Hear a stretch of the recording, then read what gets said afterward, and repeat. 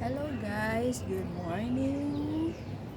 Good morning, good morning, good morning inyong tanan. I'm here. Welcome to the vlog. Ngayon lang ako bumalik mag-vlog kasi before last year, focus attention sa trabaho kasi busy. Ngayon, parang gusto kong bumalik sa pag-vlog. Pasensya na, pure ako Bisaya. Try kong mag-Tagalog para uniform. Either ay kung anong lang i-ano ko. So, ngayon, i-share ko about if ever, kung may plano kayong mag-DSD, mag-domestic helper dito sa Hong Kong.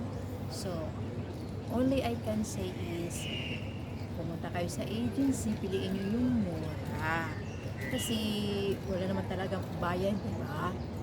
Ang ano lang dyan sa Pinas is training. Kung ano yung mga training, basta piliin nyo yung mura, wag yung above sekota, dapat below. So, at kung mag-interview naman kayo sa mga employer, piliin nyo yung kaya yung trabaho. First, yung bahay. If flat, ang flat kasi dito, parang kung sa Pinas is, parang ano siya, parang condominium, like dati yung mga building, yun ang flat dito. Pag residence naman is pang bahay talaga. Kasi mostly dito yung residence, nasa mga village, yun yung nasa mga province area.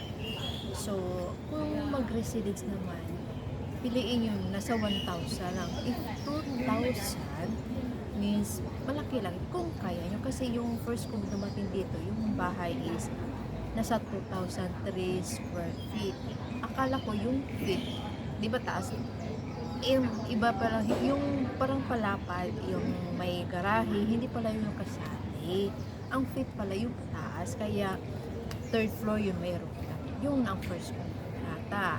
Hindi yung first amo ko, 6 years ako nakasurvive ko roon. Basta okay lang yun kasi first challenge ko yun kasi galing sa Pinas, mahal yung yung tuition, yung place fee sa yun 85 plus maybe before, so way back so kaya hindi ko alam, wala akong idea kung anong flat, anong ang residence, kaya yan ang first step ko. Tingnan nyo yung bahay, flat means mga building dito. Kung sa ating building, yung mga parang condominium, gano'n. Yan ang flat dito. Kung kaya yung 500 man siya, kung kaya nyo ha. Kasi dito, non-stop talaga. Depende lang sa yun ang first nyo, kung ano tingnan nyo yung bahay, flat, residence. Pag residence naman nasa village na yun, kumbaga, sa kanila talaga yun. O kaya yung 2,000 above. Kung hindi nyo kaya, 1,000 po ninyo. Okay? Kasi yung 2,000, okay lang ko yung 2,000 kung wala kayong bata. Focus lang kayo sa linis. Kung all around kayo, kung kaya nyo. Kasi dito, unlimited sa oras. Depende kung anong oras kayo matapos or maaga kayo matapos o late. Kasi pag may bata, yun talaga. Kung kaya nyo ha. And then, third is, tingnan nyo kung ilang silang pamilya. Kung dalawa, kung mag-asawa, kaya niyan. Kung may aso, tingnan nyo kung kayo yun. Kasi ang aso dito, kung wala silang anak aso, it means anak nila yan. Parang tao din yan. Kaya, kung kaya nyo rin ha. Dahil yung mga animals nila, parang ano nila yung mga anak. Sana kaya nyo rin. Kasi yung sa akin, ganun din, may alaga ko itong aso, buti na lang hindi ko pinalabas. Doon na sila sa kaya nga, kuha ka naman, linis, ligo, yun. May car wash pa ako. Marami akong gawain doon before. So, hope kaya ninyo ha. At saka, kung car wash naman, tingnan nyo kung kayo isa, dalawa, tatlo. Or, everyday ba kayo maglinis, or once a week. Or basta, tingnan nyo lang what is best ha. Kung yung kaya nyo lang. Yun lang ay ko sa inyo. So, hope sa mga tips ko, 3 lang tips ko yun ha. First, sa interview, tingnan nyo yung bahay, flat, or residence kung kaya nyo. Second is, yung employer, yung ilang tao sila, kung kaya ba siya, kung may anak ba, isang, dalawa kung kaya nyo, go.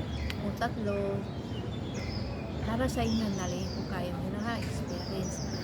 Ang tatlo is walang anak, mga animals naman kung kaya nyo mag-alaga. Aso, kasi ang aso dito, ano talaga, parang mga animals nila is so, yun ang tatlo kong tips ibibigay ko sa inyo. And then, piliin nyo yung mga agency na mura. Walang placement, di ano lang yun sa yung training na ha. So, hopefully, sa simple na tips ko, o maano kayo. So, yan lang ano ko. Kasi gusto ko i-share ko ninyo yung na-experience ko. Kasi iba-iba kasi experience nito mga ano. Kaya ngayon, nag-vlog ako, i-open ko yung kung ano ang na-experience. So, kasi apat ngayon, apat na ito mga amo ko. Kaya mag-running 1 year pa ako ngayong discount. So, kaya, nag-try ako mag-vlog, i-share ko yung experience ko. So, bye-bye! Good morning! Hope you like it. Please share and subscribe my channel. And build the notification. Please. Thank you. Love you. Bye-bye. See you. Bye-bye.